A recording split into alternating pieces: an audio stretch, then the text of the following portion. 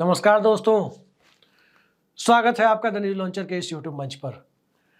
दोस्तों, जीतन राम मांझी को सह देकर नीतीश कुमार आखिर कौन सा खेल खेल रहे हैं।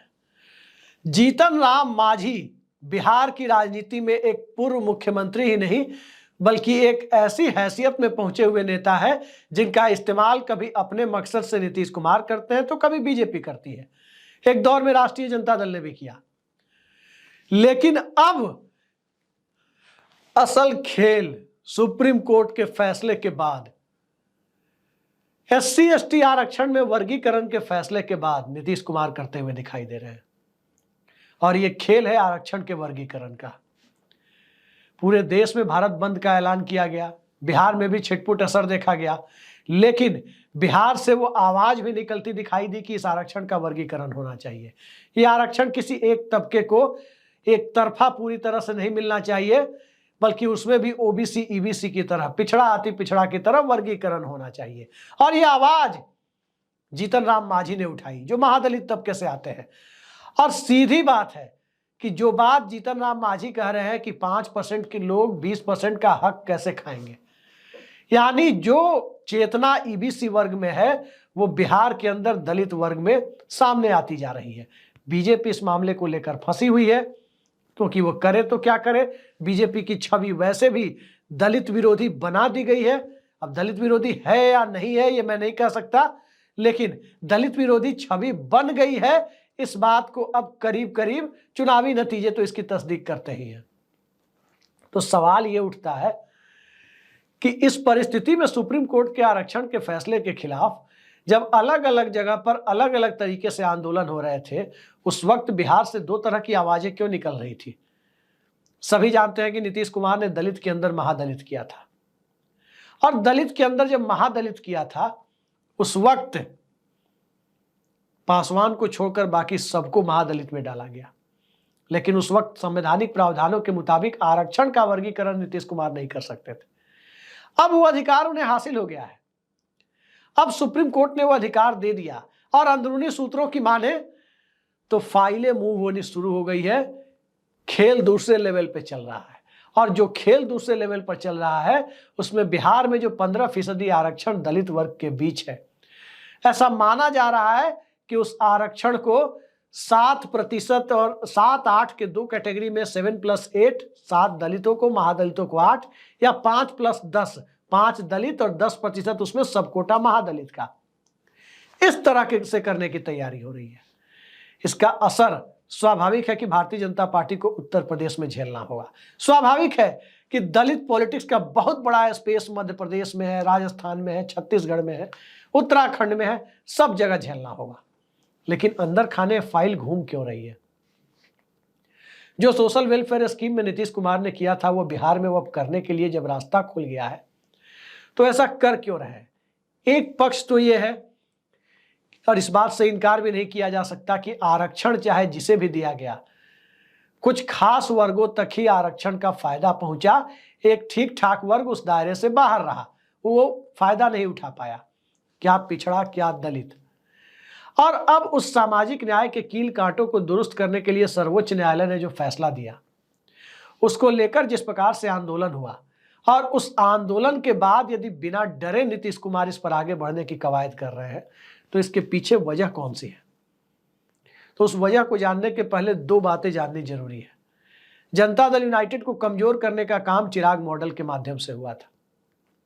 चिराग पासवान पासवानों की राजनीति करते हैं, तो स्वाभाविक है कि पासवानों की राजनीति चिराग पासवान करते हैं, वो वोट उनके साथ रहेगा, जिधर रहेंगे उधर उनके साथ जाएगा।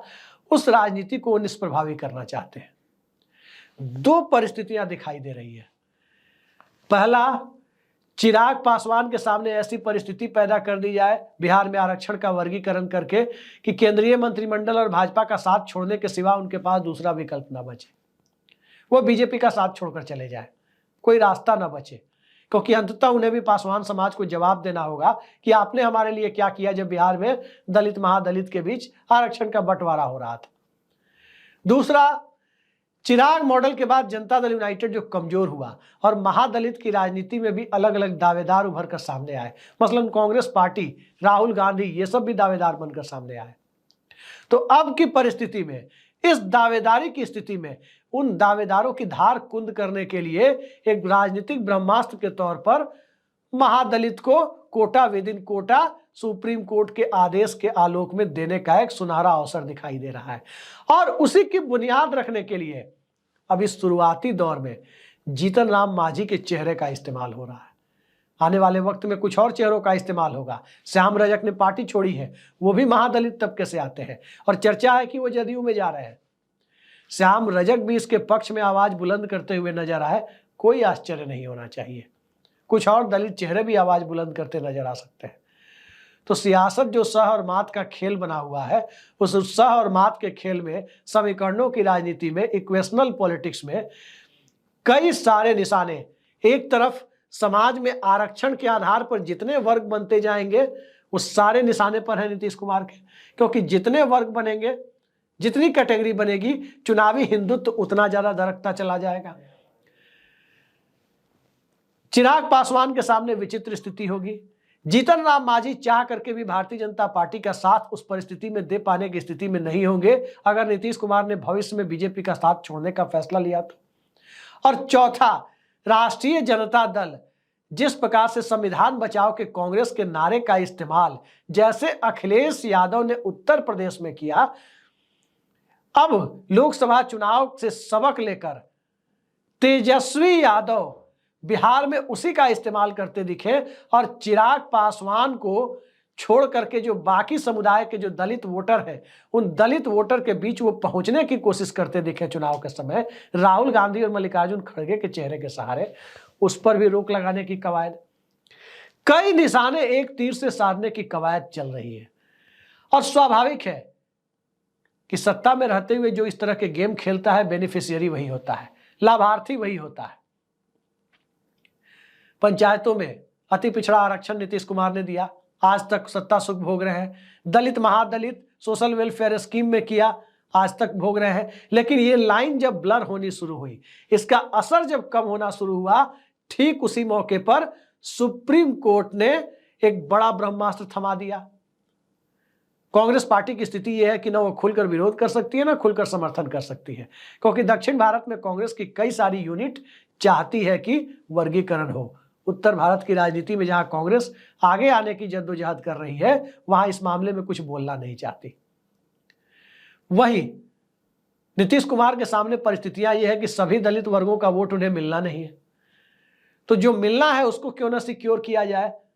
बीजेपी के सामने स्थिति यह है कि दलित वोटों का एक बड़ा तबका बीजेपी के खिलाफ जाता हुआ दिख रहा है, तो उस पॉलिटिक्स में बीजेपी खुद हाथ न डाले, लेकिन नीतीश कुमार हाथ डाल रहे हैं तो उन्हें रोका क्यों जाए, क्योंकि बीजेपी उसके बाद ही देखेगी कि बिहार में इसका क्या असर पड़ता है, ताकि उत्तर प्रदेश के चुनाव के पहले वहां भी इस तरह का कुछ किया जा सके।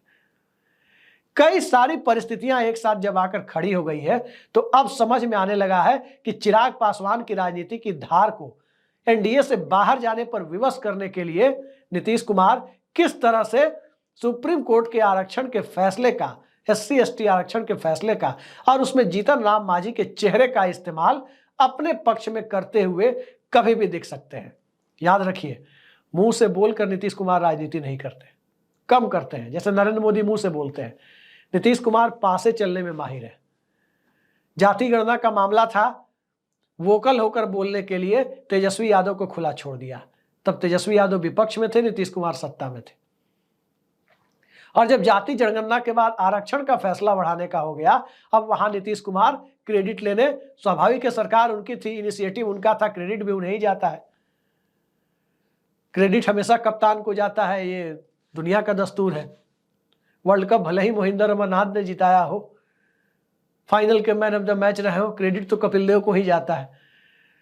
तो क्रेडिट तो इसका नीतीश कुमार को ही जा रहा है। और उस परिस्थिति में सबसे ज्यादा दिक्कत चिराग पासवान के सामने आनी है, क्योंकि बिसात इसी दिशा में नीतीश कुमार बिछा रहे हैं। आगे आगे देखते जाइए।